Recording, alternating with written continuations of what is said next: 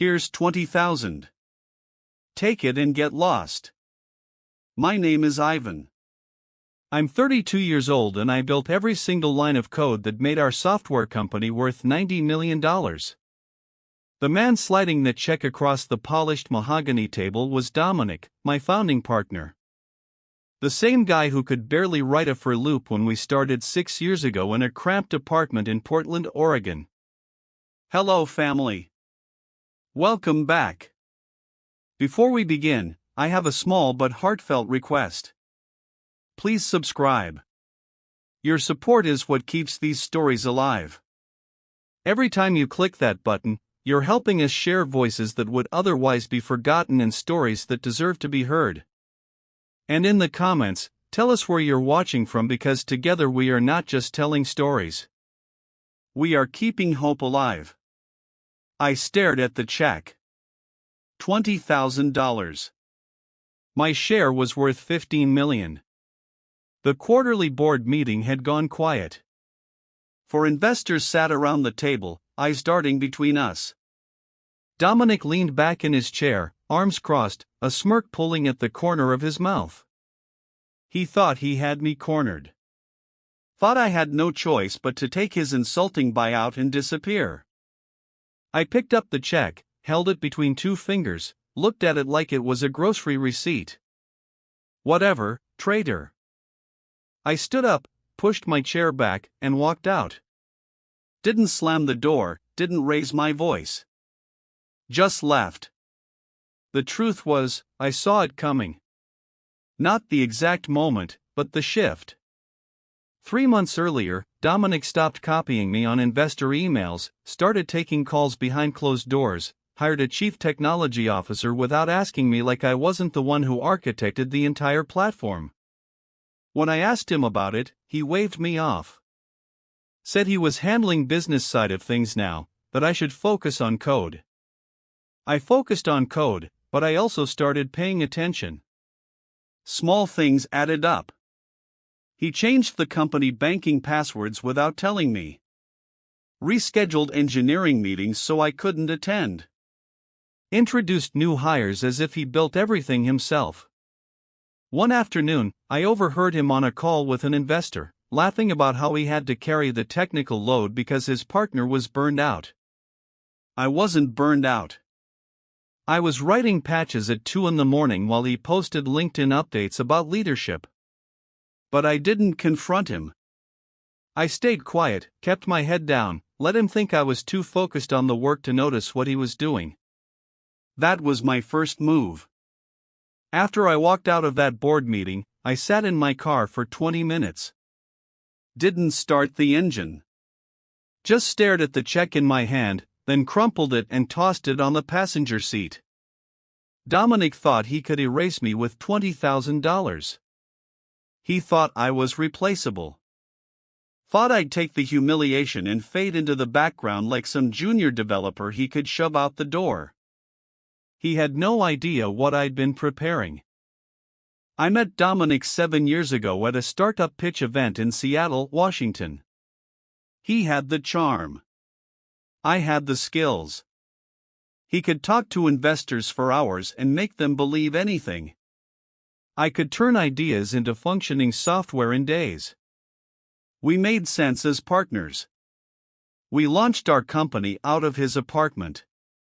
I wrote the first prototype in 3 weeks. Barely slept. Survived on coffee and frozen burritos. Dominic handled the pitch decks, the investor calls, the networking events. We landed our first funding round within 6 months. Back then, he treated me like an equal. Called me his technical genius. Told investors I was the reason the product worked. I believed we were building something together. But success changed him. Once we hit 10 million in revenue, Dominic started caring more about appearances than progress. He bought a Tesla, started wearing expensive watches, hired a personal assistant, took meetings at country clubs I'd never been invited to. I stayed in the office, kept building, fixed bugs, optimized systems, wrote documentation no one else bothered to read. I didn't care about the Tesla or the watch. I cared about the product, about making sure it actually worked. Then the cracks started showing. He stopped consulting me on major decisions, brought in a marketing team that didn't understand our platform, promised features to clients that I hadn't built yet, then blamed me when deadlines slipped. I started noticing inconsistencies in financial reports, expenses that didn't match up, vendor contracts I'd never seen. I asked him about it once. He laughed. Said I didn't need to worry about the business side, that my job was to code, not question his decisions. I didn't push, but I started keeping my own records. 6 months before that board meeting, I copied every contract, every email thread, every financial statement I could access, backed them up on an encrypted drive, and stored it off-site. I wasn't sure what I'd need it for. Just knew something wasn't right. Then Dominic hired the new chief technology officer, a guy named Trevor, who had never worked on anything remotely as complex as our platform. Trevor started making changes without consulting me, breaking things I'd built. When I tried to explain why his approach wouldn't scale, Dominic told me to step back and let Trevor lead. That's when I knew Dominic wasn't trying to grow the company. He was trying to replace me, make me irrelevant so he could push me out without a fight. But I'd already seen the warning signs. I just hadn't acted yet. The breaking point came 3 weeks before the board meeting. I was reviewing the platform's back-end logs, something I did regularly to monitor performance. I noticed unusual access patterns. Someone had been pulling data from restricted directories, files that contained proprietary algorithms I'd written, code that formed the core of our entire system. I traced the access. It came from Trevor's account. I dug deeper, found email chains between Trevor and Dominic discussing licensing deals with third-party vendors. They were planning to sell access to my code. Code I'd written before we even incorporated the company. Code that technically belonged to me. I sat at my desk staring at the screen. My hands were shaking. Not from anger, from clarity. Dominic wasn't just trying to push me out. He was trying to steal everything I'd built and profit from it without me. I pulled up the original partnership agreement we'd signed 7 years ago. Read through it line by line. Found the clause. I remembered any intellectual property created before the company's official incorporation remained the property of its creator unless explicitly transferred in writing. I'd never transferred it. Dominic had assumed I wouldn't remember or that I'd be too trusting to care. I printed the agreement, saved copies of the back-end logs, documented every instance of unauthorized access.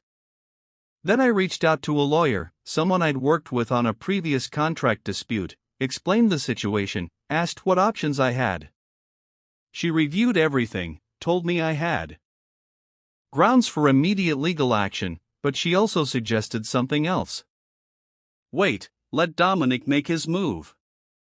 Catch him in the act. So I waited. I kept showing up to work. Kept writing code. Acted like nothing was wrong. Let Dominic think his plan was working. Let him believe I was too focused on the technical side to notice what he was doing. Then came the board meeting, the $20,000 check. The smug look on his face. I took the check, said my 2 words, walked out. But I didn't walk away. I went straight to my lawyer's office, handed her everything I'd gathered, told her it was time. She filed an emergency injunction that afternoon, froze all company assets, suspended Dominic's access to the platform, notified the board that intellectual property theft was under investigation. Dominic called me 6 times that night. I didn't answer. He left voicemails. Angry at first, then confused, then desperate. I listened to everyone, didn't respond. He thought he'd won. Thought he could humiliate me in front of the board and I'd just disappear. Thought $20,000 would make me go away quietly. He had no idea I'd been 3 steps ahead the entire time. Dominic didn't waste time trying to bury me. The morning after the injunction hit, he sent a company-wide email. Said I'd been removed for undermining company operations and refusing to collaborate with leadership. Painted me as a disgruntled employee who couldn't handle the company's growth. Told the team to direct all technical questions to Trevor. I got forwarded the email by 3 different engineers within the hour. They didn't believe it. They knew who actually built the platform, but they also knew Dominic controlled their paychecks. He locked me out of every system, changed the passwords on our repositories, revoked my access to the office building, blocked my corporate email, tried to erase me like I'd never existed. Then he went after my reputation. He scheduled calls with investors, told them I'd become unstable, said I was making baseless accusations because I couldn't handle my reduced role. Implied I was trying to sabotage the company out of jealousy. 2 investors called me directly, asked if it was true. I told them to wait, said everything would be clear soon. They didn't sound convinced. Dominic also reached out to former colleagues, people I'd worked with before founding the company, spread rumors that I was difficult to work with, that I took credit for other people's work, that I'd been coasting on early success while Trevor did the real technical lifting. It was methodical, calculated. He was building a narrative that would justify pushing me out entirely. But he made one critical mistake. He assumed the board would take his side. That investors would trust his version of events over mine. That I didn't have proof. I had proof. My lawyer contacted each board member individually. Sent them copies of the back-end logs showing Trevor's unauthorized access. Sent them the original partnership agreement highlighting the intellectual property clause. Sent them a detailed timeline of Dominic's attempts to sell my code to third-party vendors without my knowledge or consent. 2 board members responded immediately, said they wanted an emergency meeting, said they had no idea any of this was happening. Dominic panicked. He tried to spin it. Said the access was necessary for system maintenance, that the third-party discussions were exploratory, that I was twisting routine business operations into something malicious. But the logs didn't lie. The timestamps didn't lie. The email chains between him and Trevor didn't lie. One of the investors, a woman named Catherine, who'd been with us since the first funding round, called me directly. "Is this real?" she asked. "Every word," I said. She was quiet for a moment. Then I trusted him. So did I. She told me she'd be voting to remove Dominic from his position at the next board meeting. Said she'd already spoken to 2 other investors who felt the same way. I thanked her, hung up. Dominic called me that night, not angry this time, pleading. "We can fix this," he said. "We can work something out. You don't have to do this." I didn't say anything. "Ivan, come on. We built this together." "No," I said, "I built it. You just took credit." I hung up. He sent a text an hour later. Offered me $50,000. Then 100, then 500. I blocked his number. He thought he could buy his way out. Thought money would fix what he'd broken. But this wasn't about money anymore. This was about making sure he understood exactly what he'd tried to take from me. I spent the next 3 days digging through every file, every contract, every communication I could access through my lawyer's legal discovery requests. What I found was worse than I expected. Dominic hadn't just been planning to sell access to my code. He'd already done it. 3 months earlier, he'd signed a licensing agreement with a venture-backed startup in San Francisco, California. They'd paid $200,000 upfront for access to our core algorithms. Money that never appeared in any financial report I'd seen. I traced the payment. It went to an offshore account under a shell company Dominic had registered in Delaware, a company I'd never heard of, a company that had no connection to our official business. He'd been siphoning money out of the company for months, hiding it behind false vendor invoices and consulting fees that didn't exist. I handed everything to my lawyer. She contacted a forensic accountant. Within 48 hours, we had a complete picture of Dominic's financial misconduct. Over $800,000 diverted into personal accounts, fake contracts, fabricated expenses, all carefully structured to avoid immediate detection. But that wasn't the worst part. The worst part was the vulnerability. When Trevor took over the technical side, he'd introduced a critical flaw into the platform's security architecture, a backdoor that would allow unauthorized access to client data. I found it buried in a recent update he'd pushed without proper review. I couldn't tell if it was intentional or incompetence. Either way, it was catastrophic. If a client discovered it, we'd face lawsuits, regulatory penalties, complete loss of trust. I documented everything, sent it to Catherine along with a detailed explanation of what the flaw meant for the company's liability. She called me within an hour. "How bad is this?" she asked. "Bad enough to shut us down if it goes public," I said.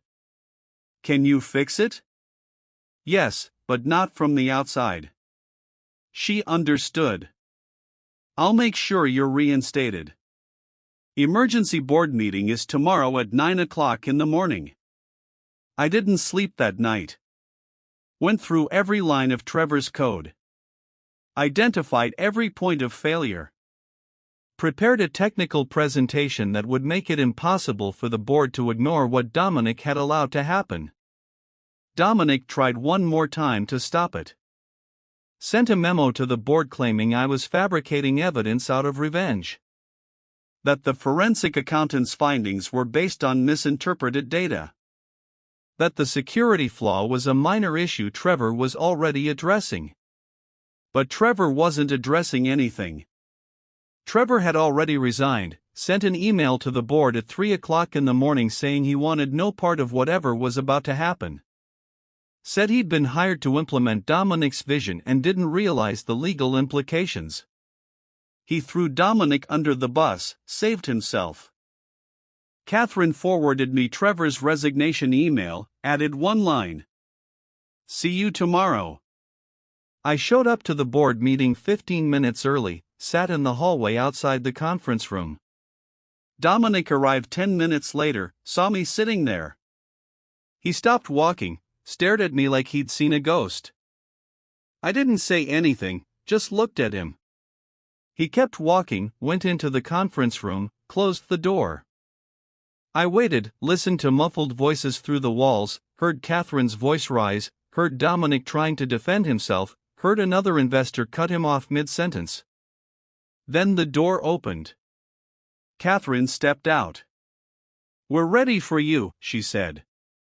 I walked in.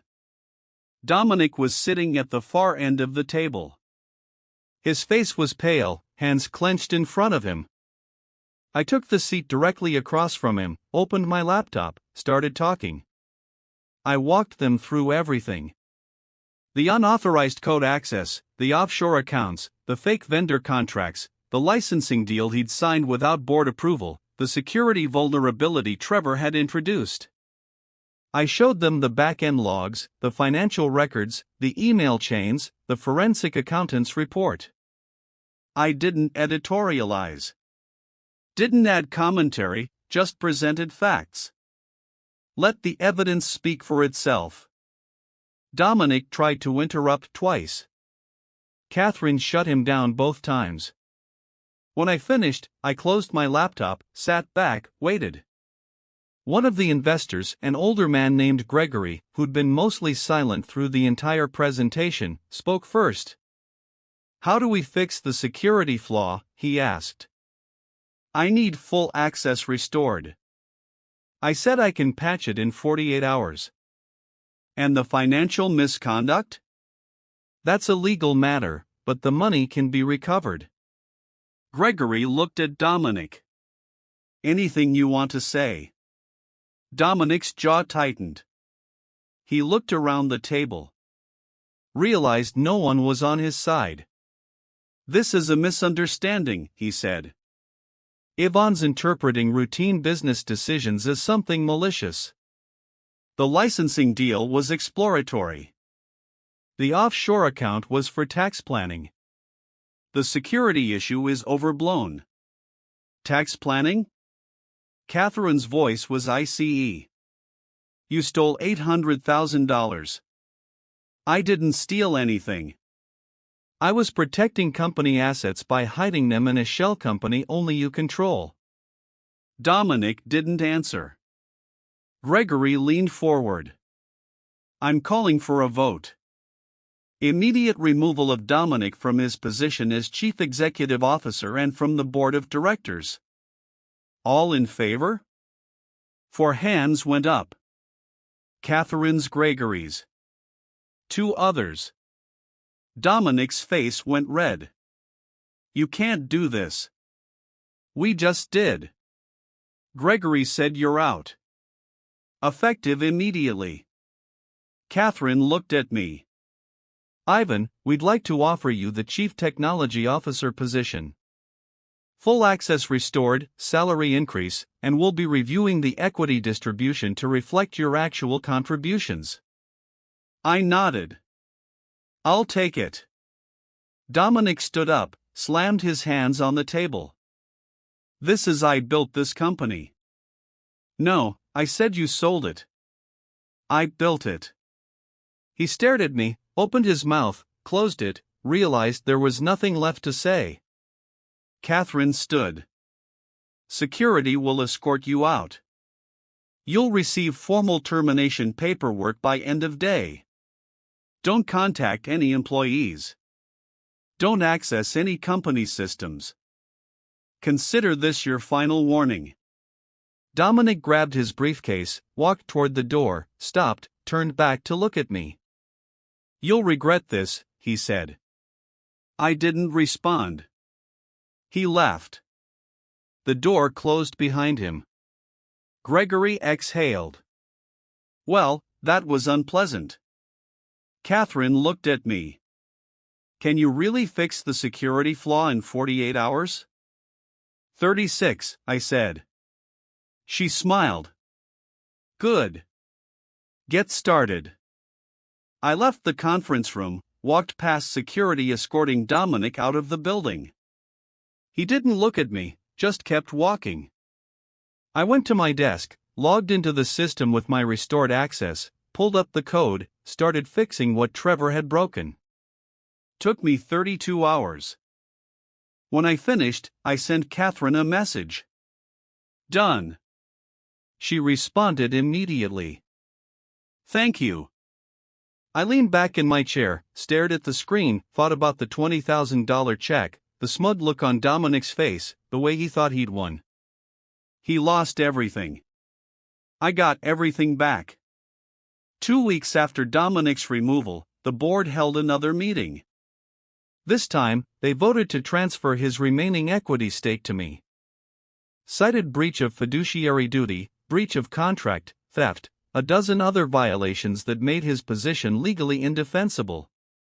His lawyers tried to fight it, filed motions, threatened countersuits, but the evidence was overwhelming. The forensic accountant's report alone was enough to bury him. He ended up settling. Walked away with nothing. No equity, no payout, just a legal bill he'd be paying off for years. The company recovered. I fixed the security flaw, rebuilt the team, hired engineers who actually understood the platform. Within 3 months, we signed 2 major clients Dominic had spent a year trying to land. Catherine told me the board was considering a full acquisition offer. A much larger firm wanted to buy us out. Valued the company at $120 million. My share would be worth $22 million after the sale. I thought about that $20,000 check. Wondered if Dominic ever thought about it, too. The day the acquisition closed, I ran into Trevor at a coffee shop in downtown Portland. He saw me, looked away, tried to leave before I noticed. I didn't stop him, didn't say anything, just watched him walk out. Some people don't deserve words. They just deserve to be forgotten. I sold my share when the acquisition finalized. Walked away with $22 million, paid my lawyer, paid the forensic accountant, donated a chunk to a nonprofit that taught coding to underserved kids in Boise, Idaho. Then I took 6 months off, traveled, slept past 7 in the morning for the first time in 7 years. Didn't check my email, didn't write a single line of code. When I came back, I started a new company. Smaller this time, no partners, just me and a handful of engineers I trusted. Build something clean, something that didn't carry the weight of betrayal. Dominic tried to reach out once. Sent an email through a mutual contact. Asked if we could talk, said he wanted to apologize. I deleted it. Didn't respond. Some apologies aren't worth hearing. Last I heard, he was working as a consultant for a mid-tier startup in Austin, Texas. No equity, no title, just another guy trying to rebuild a reputation he'd destroyed himself. Trevor ended up at a marketing firm, stopped calling himself a chief technology officer, went back to project management, probably for the best. Catherine stayed on as an investor in my new company, told me she learned her lesson about trusting charm over competence. Said she wouldn't make that mistake again. I believed her. The company I built without Dominic hit $5 million in revenue within 18 months. No shortcuts, no stolen code, just work. I thought about that board meeting sometimes. The way Dominic slid that check across the table. The way he smiled, the way he thought he'd won. He taught me one thing. Trust the work, not the words. Dominic's career never recovered. The forensic accountant's findings became public record during the settlement. Other investors saw what he'd done. Word spread. No one wanted to work with someone who'd stolen from his own company. He tried launching a new venture twice. Both times, funding dried up as soon as his name came up in due diligence. His reputation was finished. Trevor faded into obscurity, bouncing between low-level project management roles, never again trusted with serious technical responsibility. He'd tied himself to the wrong person and paid the price. Catherine helped me build something better. The second company grew faster than the first, cleaner, built on trust instead of ego. I kept my equity this time. Didn't need a partner to validate the work. Some people spend their lives chasing shortcuts. I learned to build things that last. Subscribe this channel.